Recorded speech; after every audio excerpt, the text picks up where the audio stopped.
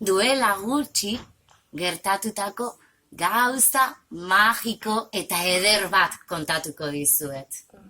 Zerura begiratzen badugu, egunean zehar, eguzkia ikusiko dugu. Eta iluntzetan aldiz, izarrak eta ilargia. Baino, zer egiten dute han, urrutian? Ba aldituzte sentimentuak? Bai. Eta nola sortu dira? Nik kontatuko dizuet, izarrak nola sortzen diren. Eta esan bezala, duela gutxi gertatu zen, eta adi egoten bazara, berriro ikusi ahal izango dugu. Eguzkia eta ilargia, egun batean, poliki, elkartzen eta elkartzen joan ziren. Bien arteko argitasuna eta goxotasunak gerturatu zituen eta eman zuten musu erraldoi eta goxoaretatik izarrak sortu ziran zeruan.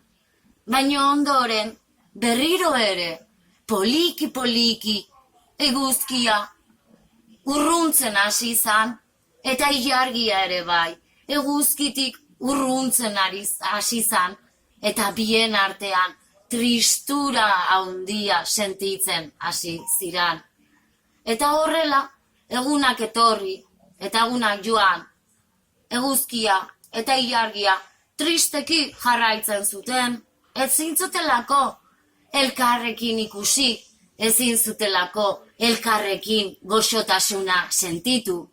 Eta ilargia iluntzetan zerura ateratzen zan, bakoitzean bere aurpegia tristeki ikusten genuen.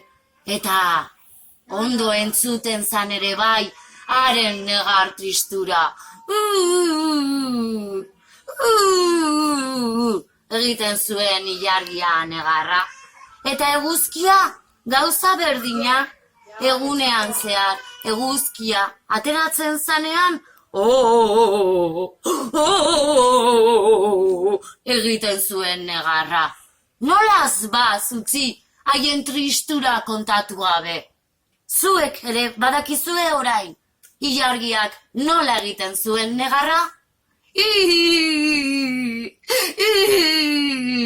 Eta eguzkiak nola egiten zuen negarra?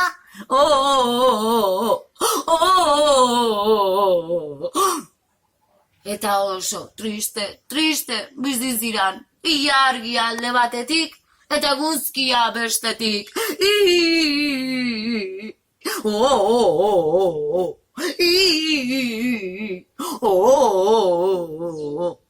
Baina egon adi, zerura begiratu eta ikusiko duzue, laister berriro ere nola eguzkia eta ilargiak duten argitasuna eta goxotasunak berriro elkartu eta emango duten musu goxo horretatik izar pila bat sortuko dira.